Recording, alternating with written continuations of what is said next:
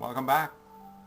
So now that we've uncovered and revealed to ourselves some of our limiting beliefs, what now? How do we deal with those? How do we change them? How do we eliminate them? Well, that's the subject of today's video, a little something I like to call train your brain. Now, I've already alluded to the fact that your brain is the most powerful computer on the planet, but unfortunately, it doesn't come with an owner's manual.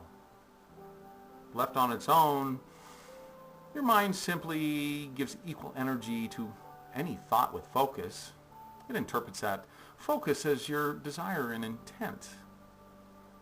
Let me repeat that because I think it bears repeating.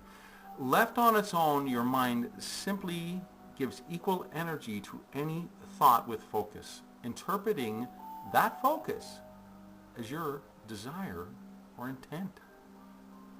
Well, when you consider it that way, is it really all that surprising that our lives aren't exactly what we had hoped or wished for?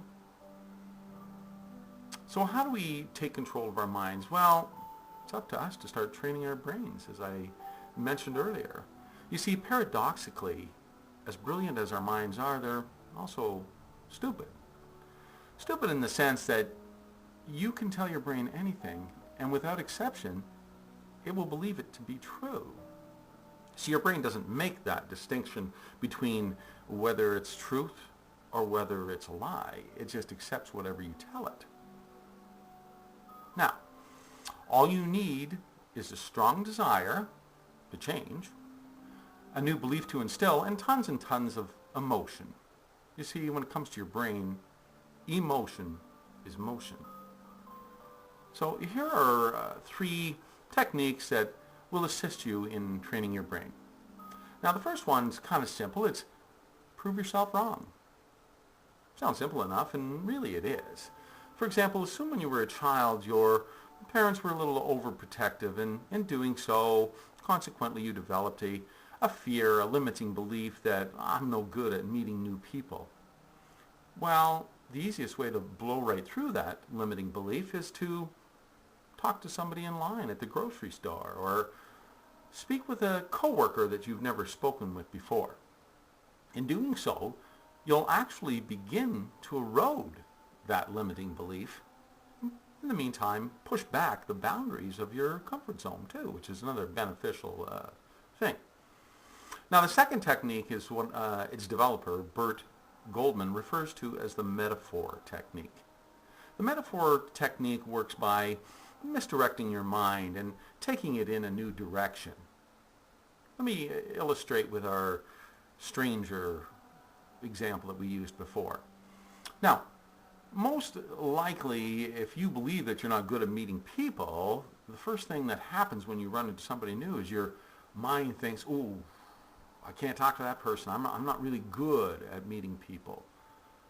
Well, this is where the metaphor, the direction, or misdirection, I should say, takes place. So as soon as the thought, oh, I can't talk to them, enters your mind, stop.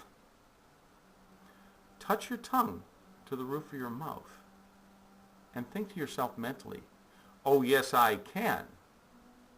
It really is as simple as that. Now, this may sound silly, but let me tell you, this technique is incredibly effective in overcoming some of your limitations. Try it and you'll quickly see that your mind soon establishes a new link and in turn a new belief that, oh yes, I can. And finally, the technique that is very effective in overcoming some of our negative habits that we all have is something that was developed by Anthony Robbins. It deals with neurological associations. But first, let's get clear on a few characteristics that we as humans all possess. Firstly, I want you to be aware of two things.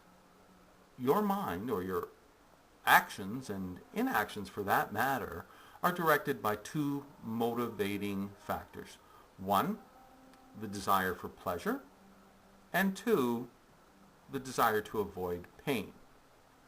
Now, also know that the desire to avoid pain is the stronger motivator of the two.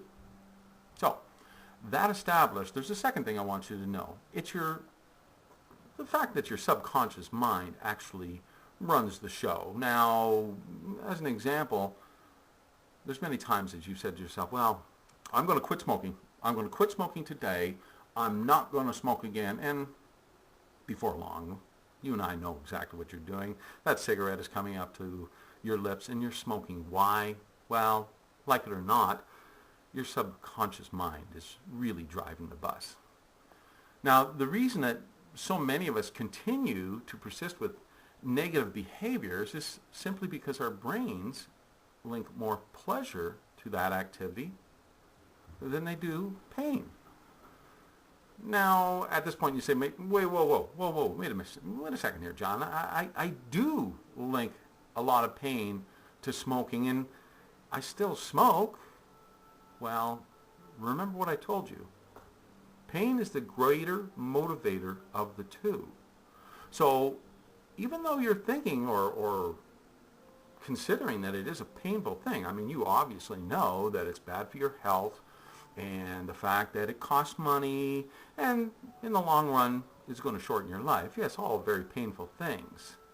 The truth is, in your mind, the thought of quitting is even more painful. Oh, it's so hard. I've tried it and I've failed before and I just can't do that. All very real beliefs to you and all very painful. So as you can see, the stronger pain in this case is the thought of quitting. That's where we have to effectively get a hold on things. And so the key to affecting change is to realize just exactly how our brains work, the pain, pleasure, motivators, and then discover the currently held unconscious link that we have to the negative behavior that we wish to change. And then repetitiously, and I say repetitiously, reestablish a new, more empowering link.